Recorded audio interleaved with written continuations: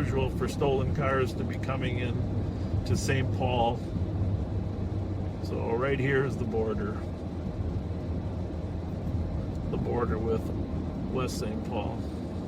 We'll actually drive into West St. Paul and see if we'll give him a little extra help over here for a little bit, just to give you some perspective of how close the major commercial district is. 262 UT. Have a nice night. 2346.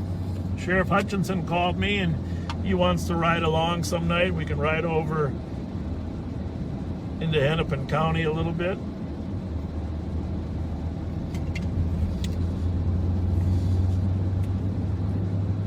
He's been putting deputies in downtown Minneapolis to help on some of the activity there as well. I think if we keep going, we'll run into Signal Hills Shopping Center. So we're still on Robert Street going south. This is Butler. In another half mile, I'm going to turn this around and go back. But a lot of activity here that bubbles up into St. Paul.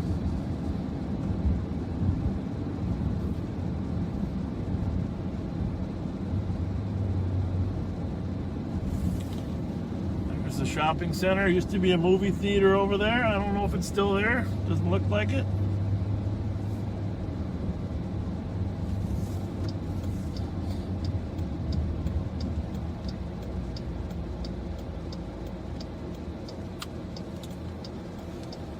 There's a St. Paul police car. Over here in West St. Paul.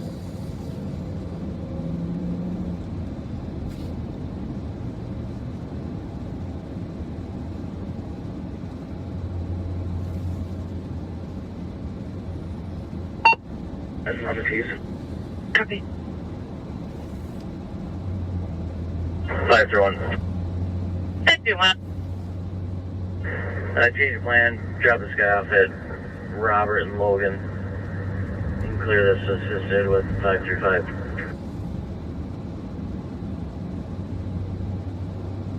2348.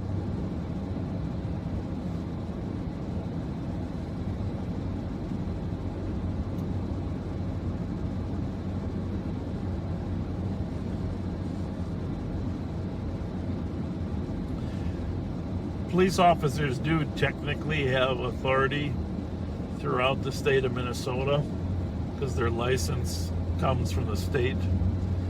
There are a lot of departments, though, that will restrict their activities to their own city. Some of them allow them to, operate outside their borders, certainly investigators, etc.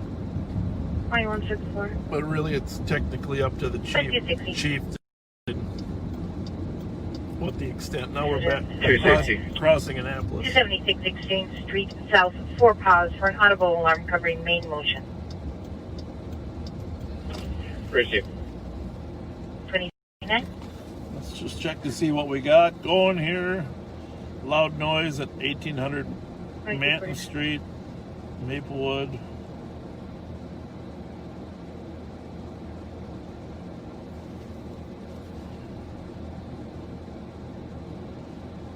Nice thing is, when it is slow, a lot of these officers are out doing proactive police visits to the trouble spots, the hot spots, and you can see them on the board here. You can see that they're out there checking on areas just to keep things quiet.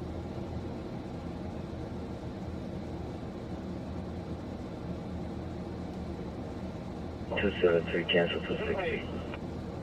260, you're clear. 260 we clear, thank you. 2350. 361. As the parties come outside, I'll be chatting with them.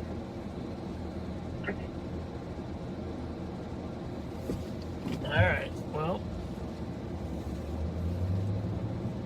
back down the hill to Robert and Concord, Cesar Chavez. Cinco de Mayo parade is one of the finest, unfortunately, with COVID. Didn't happen this year, but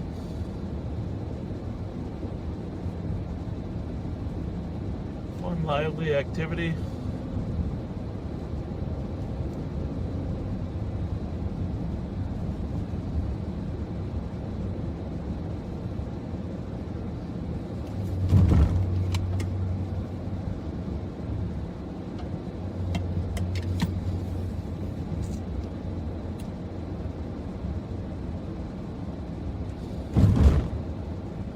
Cherokee Heights Park is over here, of course.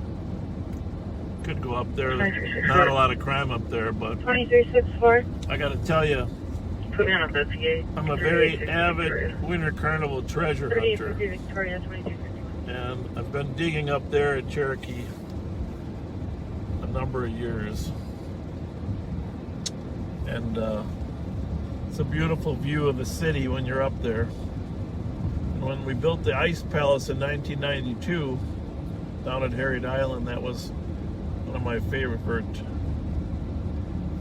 places to take a look and realize how beautiful downtown can be. Ice Palace, cathedral in the background. 382. This will be your report. 910 361. May we be en route to PT? I'm going to wash you around. 2362. All quiet on the west side, or the western front, as they say.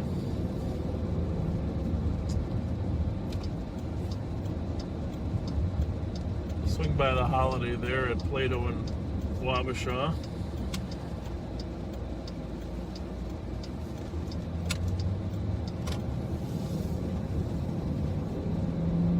Clear. 65. Code 4, you can cancel 63. 2163, you can be clear. 63 copies. Cancel 2164 and we'll go to that. 2164, you're clear.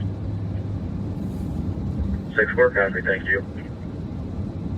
2353. 23, 224.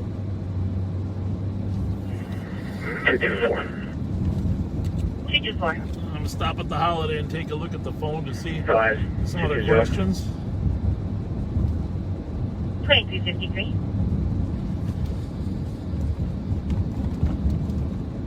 I'm just going to be waiting outside with blue hat. Copy. 513, you can cancel one of those buds. 129, you're clear. 129, St. Paul cars are stopped here for a little break for some coffee.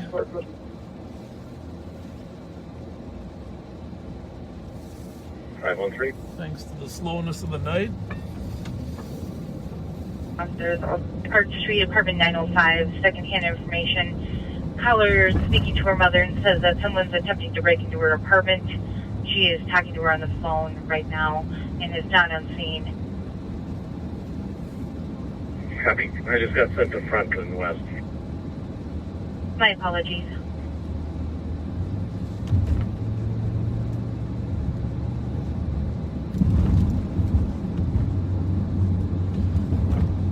I see a few calls stacking up in the queue there, so it looks like it's getting a little busier. We'll stick around for a little longer. I was thinking of taking a break and letting you go, but we'll just hang in there for a little bit longer. But the number 651-448-3810. 448-3810. 2355. 223 and 225. Go for both. 100 Eric Street, apartment 905, assisting with a party who's trying to burglarize caller's mother. Says initially somebody was trying to break in and now they're trying to open it. Why are there so many expired tabs? Someone wants to know. It's because of COVID. The state really hasn't been getting the new tabs out there, and there is a waiver on that. So I got to be honest with you, even a lot of our squad cars, our unmarked squad cars, don't have current tabs because the state hasn't been issuing them. So We do give people breaks on those tabs. 202 PPV, And on a regular basis, we're told by the people, we can't get them, and they're right, they can't. We've checked, we can't get them ourselves. This is the Tria rink here, the old Dayton's building, but we're the wild practice on the right here. Pretty amazing facility. What do we got here? 2432. 2432. On the OT over there. 202. 202. I actually got the flag down. We'll be out at 281 5th Street regarding a complaint. Yeah, I just got a nice text from somebody whose dad, Terry O'Brien, I worked with years ago. Great guy. I had a lot of good mentors. I was very, very lucky. When I came on in '77, a lot of World War II veterans, Korean War veterans, a lot of good people that trained us in back then. Someone wants to know why we touch the back of the vehicle. I mean, it's an old habit just to make sure the trunk is shut. There have been crazy times where people have been in the trunk, and the last thing you want to happen is that somebody pops out of the trunk while you're dealing with the driver. So you just make sure it's shut tight. So I'm just thinking of Terry O'Brien makes me think of 21-6 makes me think of a couple other guys that have passed. You know, I mentioned Rick Klein earlier, just a great cop, worked up on in the Midway with me, and eventually worked in traffic. Just a kind-hearted soul, but a great police officer, and did some security up at church too as well. Hang on a second. It appears broken outside. But my wife tells me not to tell so many sad stories, but I was thinking about Check around a little bit, but that's likely what happened. one of our officers that got killed in a car accident back when I was a young deputy. 9173, 9171. And you know, you lose track of sometimes you lose track of a car in a chase, and then all of a sudden it hits somebody else. It's just, It sounded like someone was trying to open the window to her daughter's bedroom. we've lost police officers for a variety of ways. Of course, the worst day, of course, was with Ronnie Ryan Jr. and Tim Jones being killed in 1994, August 26, 1994, by Guy Harvey Baker.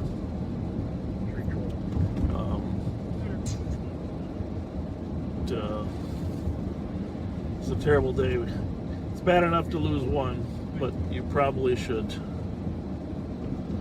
never lose two at one time. We all regretted that, because we thought we ought to be good enough to catch the suspect before he was able to get one of us. And Tim Jones was probably one of the finest aggressive officers we had when it came to catching people, working his canine, and very good friends with Ronnie Ryan, and wanted to make sure he could bring the suspect to justice. But didn't work out that day. Anyhow, back to the radio. They're all going.